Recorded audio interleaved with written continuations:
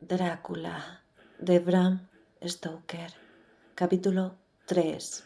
Diario de Jonathan Harker. Continuación. Agarró las cartas que estaban en la mesa y las selló con cuidado. Después, volviéndose hacia mí, dijo: «Confío en que usted me dispensará, pero tengo mucho trabajo que hacer en privado esta noche. Espero que encontrará usted todo a su gusto». En la puerta se volvió y, tras una breve pausa, dijo: «Voy a darle un consejo, mi querido y joven amigo. Más bien, voy a hacerle una advertencia muy seria.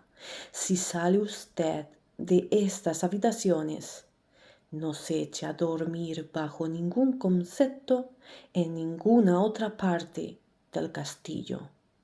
Es antiguo y tiene muchos recuerdos, y hay malos sueños para los que duermen de manera imprudente. Está advertido. Si le domina el sueño o está a punto de hacerlo, vuelva a prisa a su alcoba o a estas habitaciones, pues entonces descansará a salvo. Pero si se descuida en este sentido, entonces...». Terminó este discurso con un gesto espeluznante, pues hizo ademán como de lavarse las manos. Le entendí muy bien. Mi única duda fue si podía haber algún sueño más terrible que aquella red antinatural, horrible, de tinieblas y misterio que parecía irme envolviendo.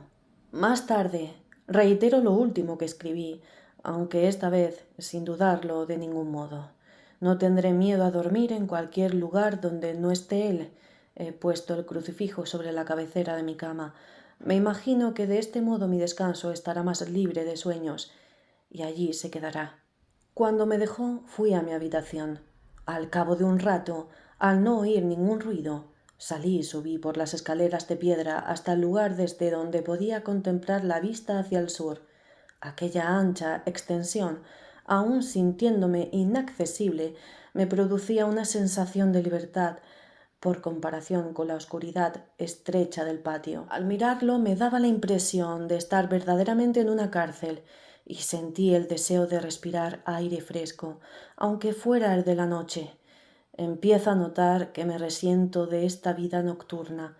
Me está destrozando los nervios, me asusto de mi propia sombra y estoy lleno de imaginaciones horribles de todas clases. Bien sabe Dios que mi miedo terrible tiene fundamento en este lugar maldito. Contemplé el hermoso paisaje bañado de la suave luz amarillenta de la luna, que lo dejaba casi tan claro como de día. Las colinas lejanas se confundían a la luz suave, y las sombras de los valles y gargantas tenían una negrura aterciopelada. Parecía que aquella belleza pura me animaba. Respiraba paz y consuelo con cada bocanada de aire. Asomado a la ventana, me llamó la atención algo que se movía a la altura del piso inferior a aquel en que estaba yo y un poco a mi izquierda, donde suponía, por la disposición de las habitaciones, que debían dar las ventanas del cuarto del propio conde.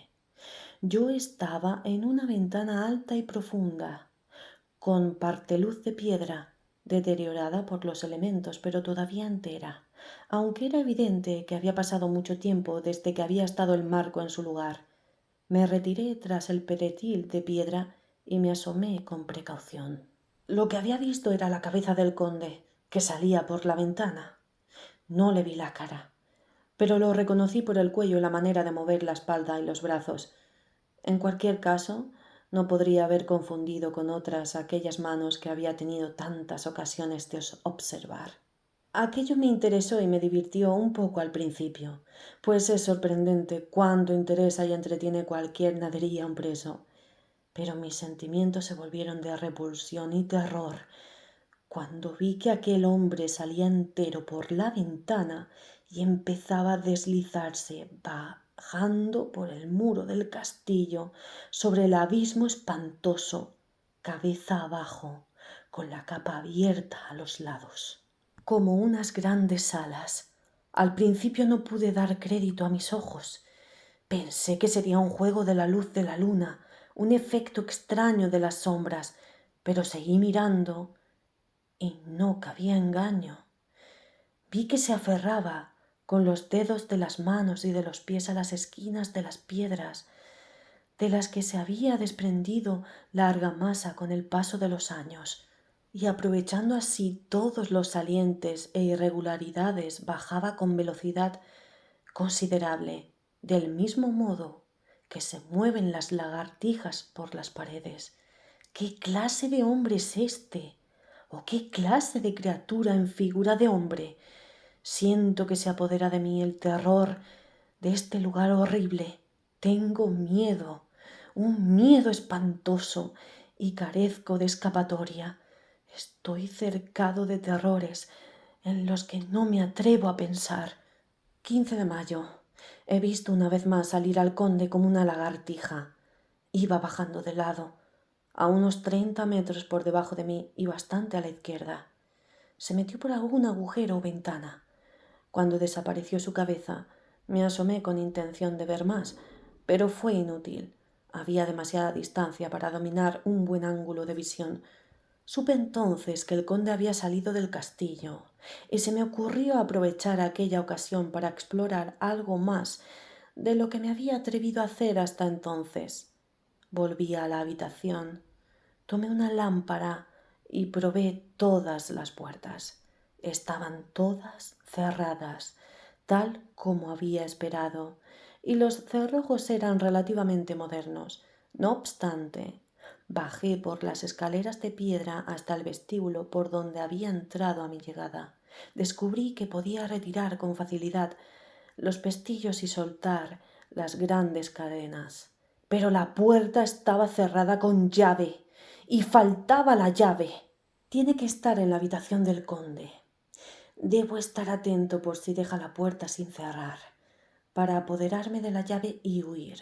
Examiné después a fondo las diversas escaleras y pasillos, intentando abrir las puertas que daban a ellos.